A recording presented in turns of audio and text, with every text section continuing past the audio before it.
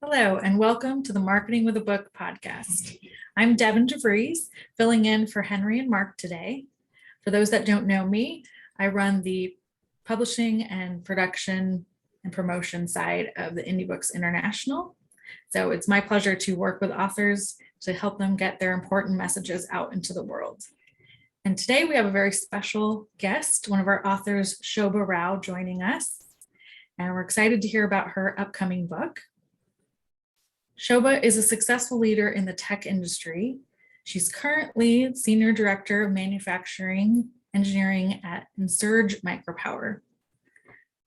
She is a 3-time cancer survivor with an organ transplant, and she is going to tell us about her journey and her story that she has put into this new book.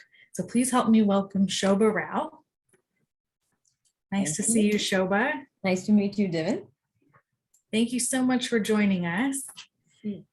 To start off, I would love to just have you give a quick overview of your story and what led you to writing this book. Sure, yeah. First of all, thanks for inviting me for the podcast. I'm glad to be here. As you mentioned in my bio, I am a 3-time cancer survivor and an organ transplant recipient. So what motivated me to write the book was just because of all the challenges that I have faced in my life and how I went through every hurdle. So there comes a point in your life where whenever a friend has some kind of a disorder or is diagnosed with something, or even it could be a simple blood test with something abnormal, they immediately reach out to me and asking me, oh, is this okay? What is this? It's always the feeling of like, been there, done that, so I have had so many struggles with my health over my lifetime. I'm 48 years old now, and my friends, so they all said, okay, why don't you write a book? I think it is going to help a lot of people on how to face life and keep living despite all the challenges that one faces. So that's what I have been doing. And when somebody asks me, what is it that you like about life? I say, it's living. We have all one life and we have to do some living. So my journey has been a bunch of challenges, I should say, that were thrown at me. So in my book, I actually talk about how I grew up in India with a certain skin disorder, and how my childhood was, how my teenage years was, and how much of a brat I was, where life had not taught me much till then. And then I had my organ transplant when I was 23 years old. And after my organ transplant, thanks to my mother who donated one of her kidneys to me, I came to the US with my husband, Suresh, who I'm married to. For 22 years now, and things were going on fine. At the age of 30, I got my first cancer episode, and we went through all the works, and then again 7 years later, one more, and then some more just went adding on. So right now I'm in remission. I should say I'm healthy and I'm fit, though it does look like a long list of challenges. I think once you make a plan and surpass those challenges, we just keep living and thriving. And that's where I am today. Oh, that's wonderful. Congratulations on being in remission. Yeah, that list was like 3 people's health scares in one lifetime. Yeah, yes. You never get used to it. Yeah, I bet. Yeah. Well, it sounds like you definitely have an important message to share to help others. What is the working title of your book? So the current working title that I have for my book is My Race Against Death, which essentially that's what it was, because I do think that it is a race, because every time whenever I'm diagnosed with cancer, I find it, I have been lucky enough to have found it early, where I've had surgeries and chemos to mop it up and clean. And so to me, it is a race. Like every time I'm like, who is going to be first? Is it you or is it me? That's fair. Nice. And is there a specific audience that you are kind of writing to in this book?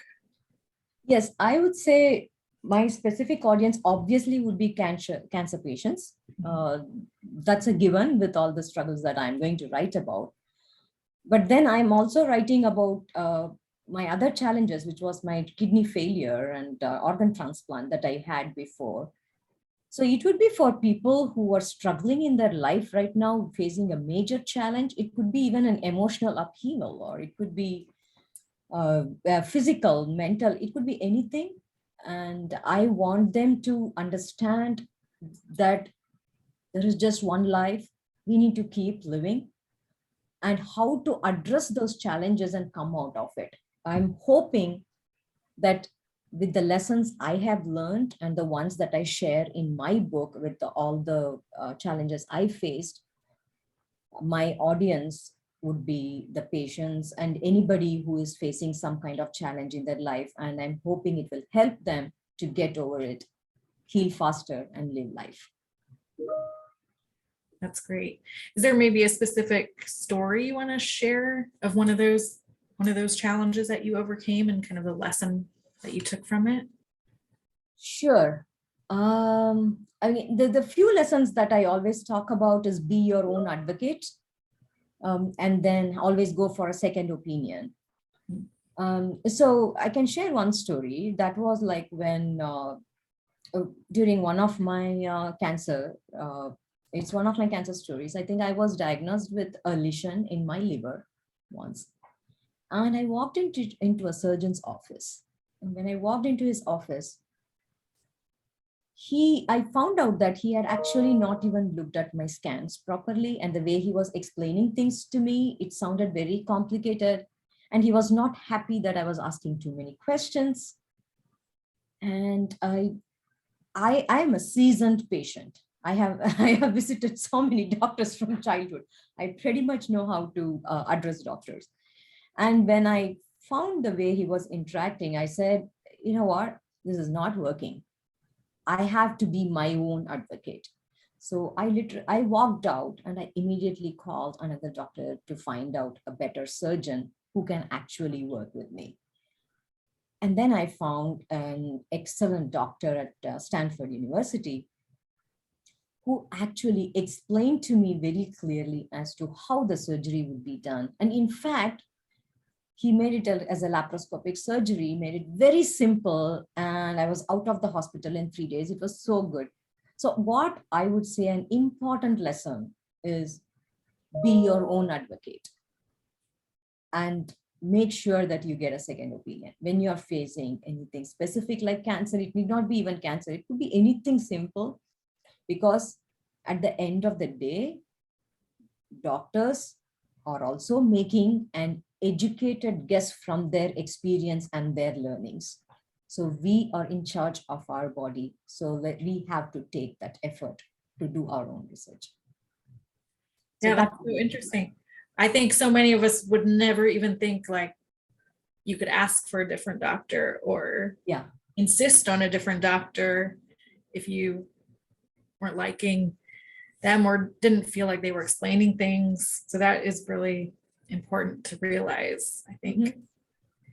Yeah, I mean, I know I would be very intimidated by a surgeon and just, but yeah. As I said, I am a pro. I've seen too many doctors in my life.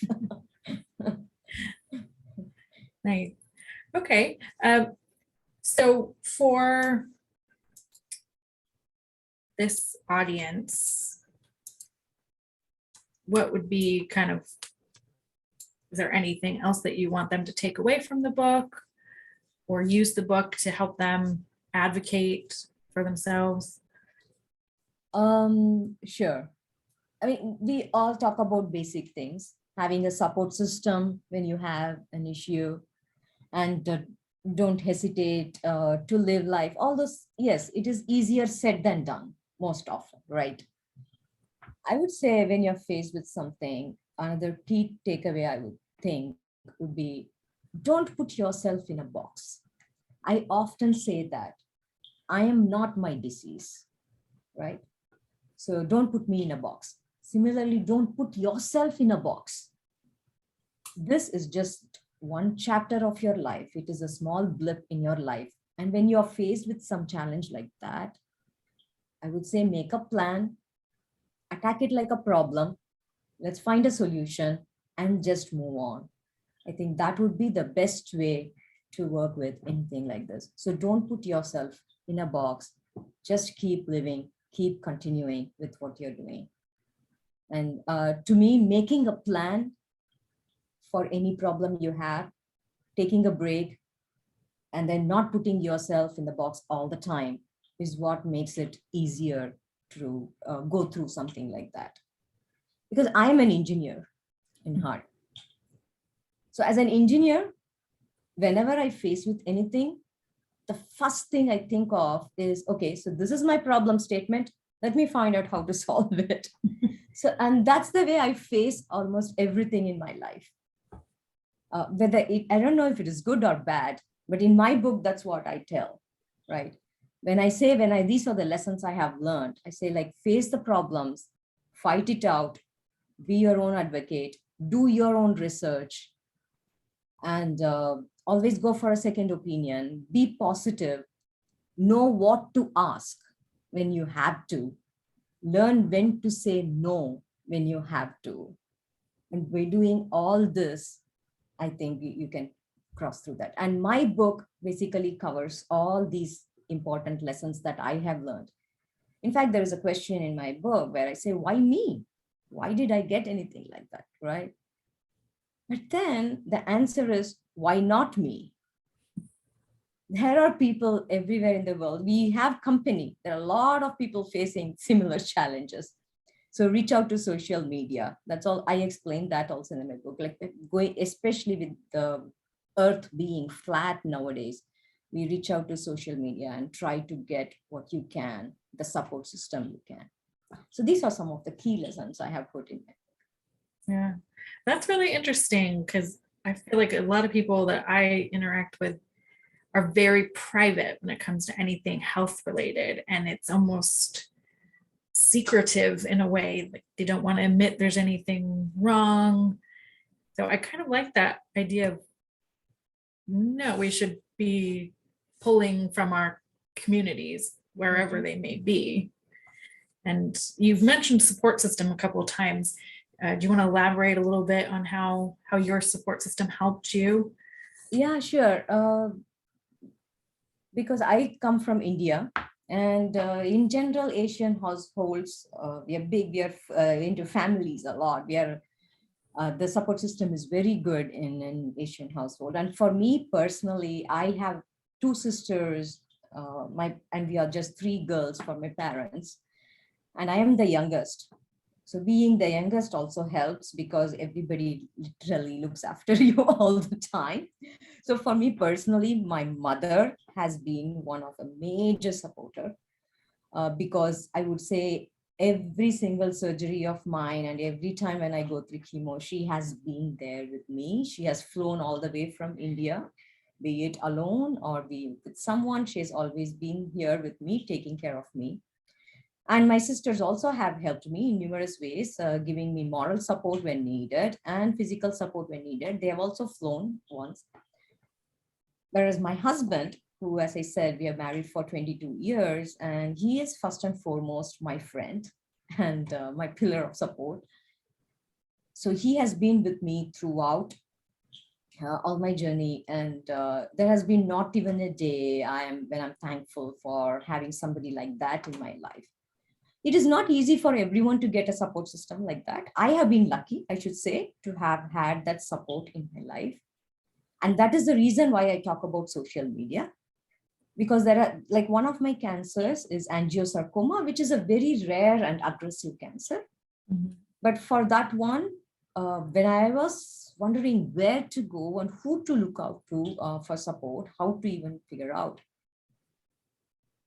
social media helped me. There is a Facebook page where I could get literally everything I needed to know about angiosarcoma, right?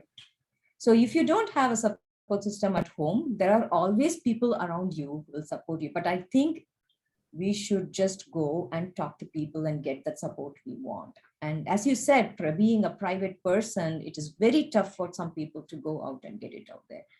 In fact, The other part of an Asian culture is sometimes cancer is almost considered like a taboo, like, oh, don't tell anyone, right? Why do you want to tell anyone? It's always like that. So there was a point initially when my first cancer bout was happening, I had not told many people about my cancer, including family. In fact, even now, not all family members even know what has exactly happened. They know, oh yeah, I think she went through something. And that's where we're keeping it right now. So it is not easy to go out, share your story with the world, tell them, okay, this is what is happening to me. But please go out and please share, because I feel there is inspiration in each and every one of us, the way we face our challenges. So please go and share whatever you have and take support from whoever you can and the community. Yeah, I think a fear that a lot of people have is, and something that you already mentioned, was that if they share it, then they're the cancer person, the cancer Yes. friend, the cancer Yes. business associate. But you stated earlier, I'm not my disease. So is there kind of a mindset lessons that you help people with to kind of separate those things?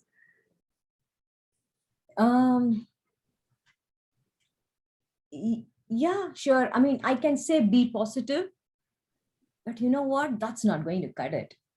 I mean, it's so easy for people to say, be positive, be courageous, you're not your disease, you have your life. That's all, again, easier said than done.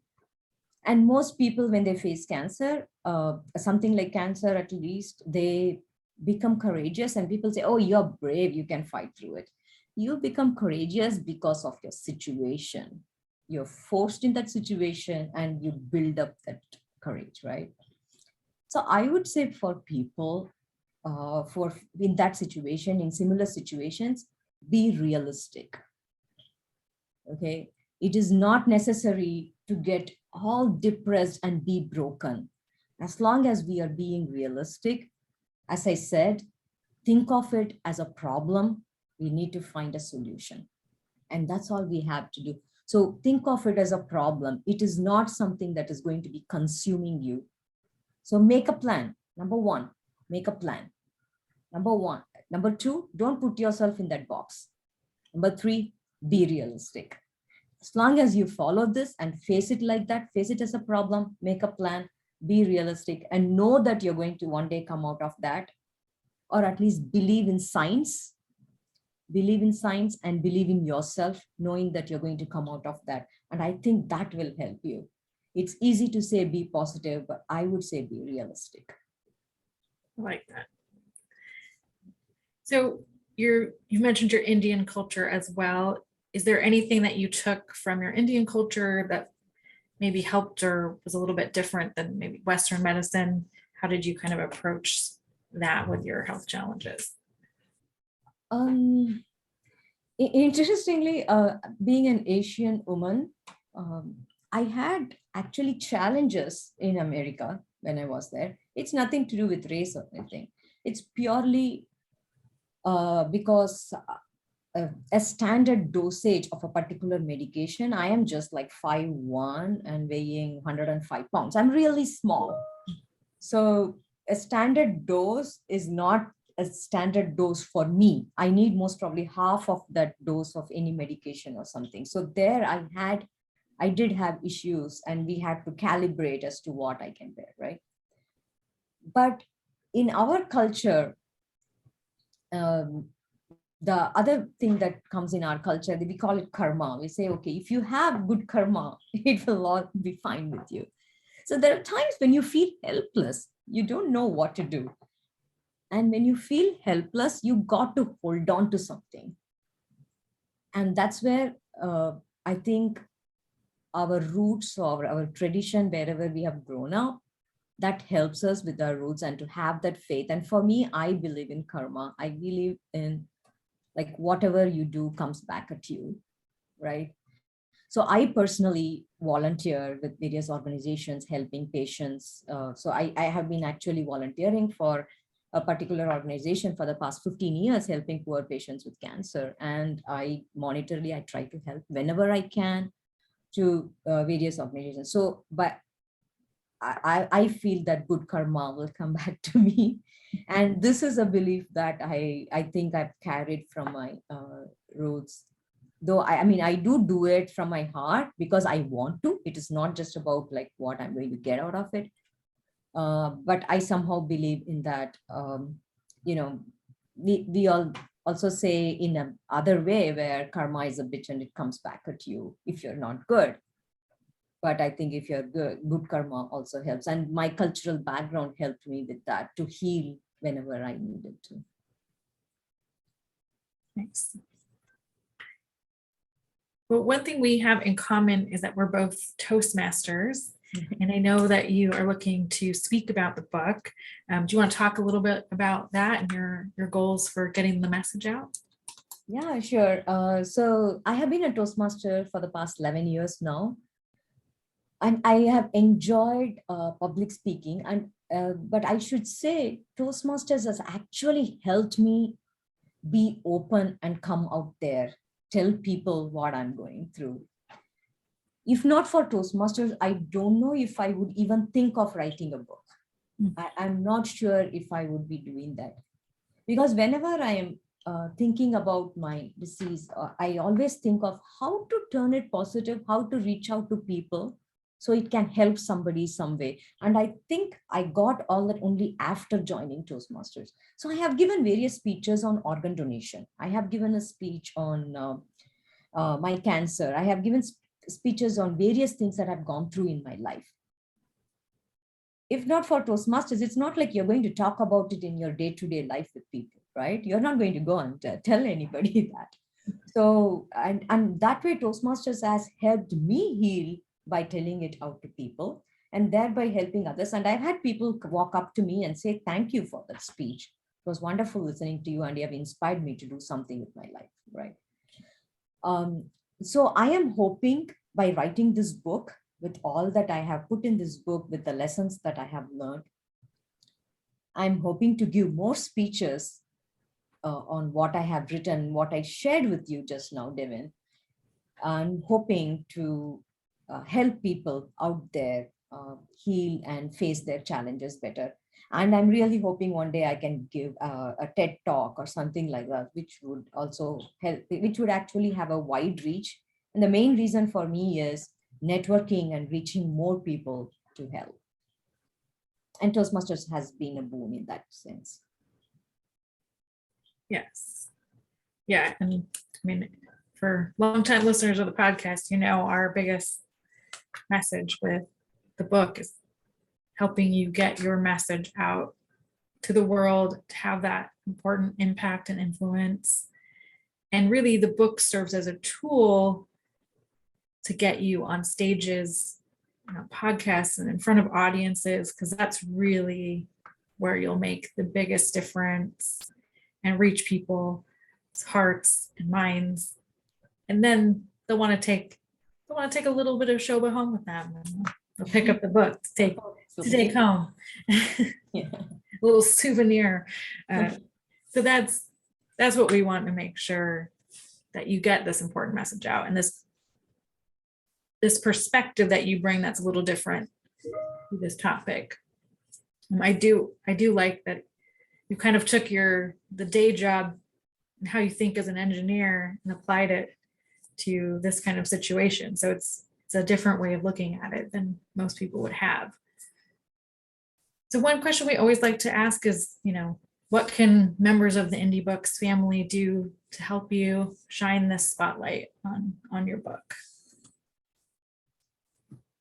I mean, Henry has already helped me a lot with the book, and I got introduced to Henry by one of my friends, and I just reached out to him because I was initially not sure, because when I saw all the books that were published, it was mostly about leadership and more in a corporate sense. It was all about helping people that way. So I was wondering if writing a memoir kind of book with my lessons that I learned, I was not sure where it would fit. But then I was very happy when I spoke to Henry.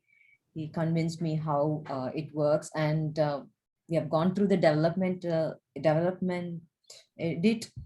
So I'm sorry about that.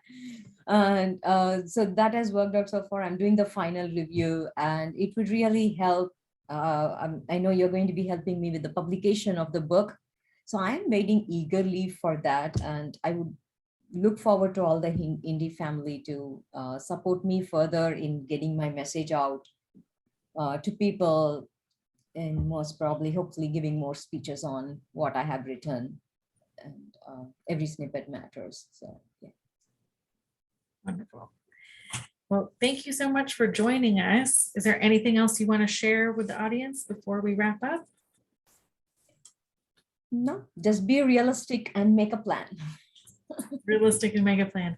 Yeah. It applies to so many things. Yes. So many challenges we have. Well, Shoba, thank you so much. And we look forward to the upcoming book. Give us the title one more time. So my current title is My Race Against Death. Okay, so everybody be on the lookout for that in the next couple months, and we'll get this important message out into the world. Okay, thank you, Devin. Thank Thanks you. for having me.